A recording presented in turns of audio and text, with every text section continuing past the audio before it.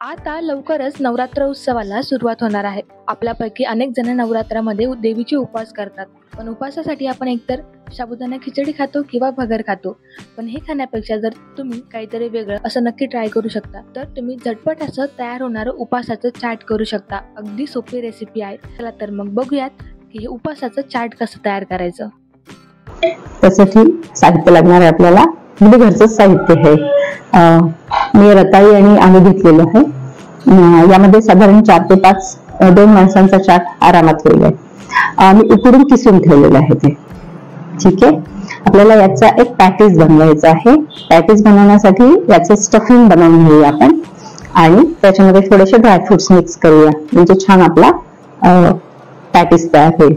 त्यासाठी या बटाटा आणि रताळ्याच्या किसामध्ये थोडस मी भगरीचं पीठ घालणार आहे. तुम्ही उपवासाची भाजणी तुमच्याकडे असेल तर ती पण वापरू शकता. ठीक आहे.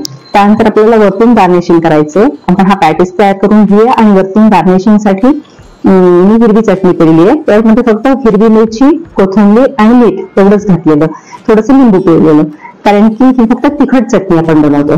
ज्यांच्याकडे कोथिंबीर खात नाही त्यांनी ही नाही वापरली तरी चालेल. फक्त हिरवी मिरचीची पेस्ट तुम्ही थोडीशी वापरली तरी चालेल.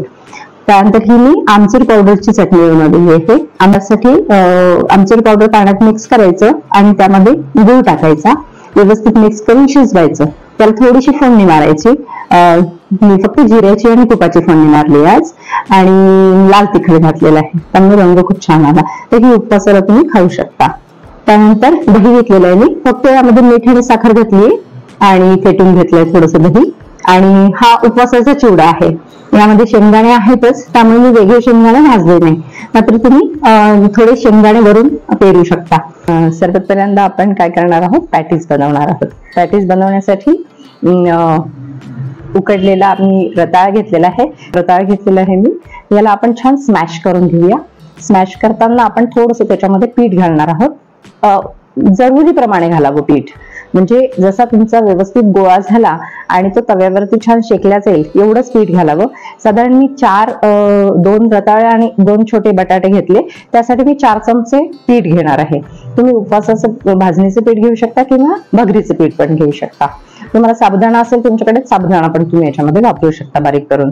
मग याची मी पारी करून घेणार आहे. पारी करून त्यामध्ये थोडेसे ड्रायफ्रुट्स मध्ये मिक्स करणार आहे, म्हणजे मध्ये एक छान रिकामा पोर्शन राहतो आणि त्याच्यामुळे तो पॅटीस जो आहे तो घट्ट होत नाही, छान सॉफ्ट होतो आणि पटकन तो तुटतो पण.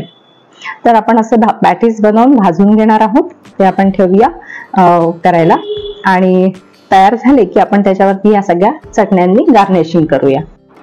एका डिश मध्ये टिक्की घ्यायची, तिला प्रेस करायची, त्याच्यावरून गोड चटणी, हिरवी चटणी टाकायची, भरपूर असं दही टाकायचं. त्यानंतर परत एकदा थोडी गोड चटणी टाकायची आणि उपवासाचा भरपूर चिवडा टाकायचा. अशा पद्धतीनं हा चाट बनवून तयार होतो. तर या नवरात्रीमध्ये हा चाट तुम्ही घरी नक्की ट्राय करा, तुम्हाला देखील आवडेल. Apurva Talnikar, news 18 local, Chhatrapati Sambhajinagar.